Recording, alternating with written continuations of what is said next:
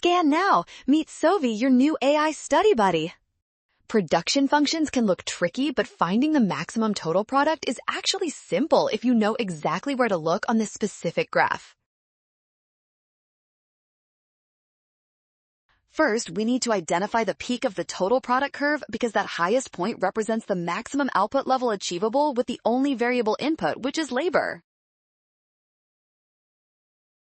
Looking closely at the horizontal axis, we see that the curve reaches its absolute maximum height right above the labor quantity marked as L4 before it finally starts to decline. Since the marginal product of labor stays positive until this point, L4 is our answer. That makes option D our final winner.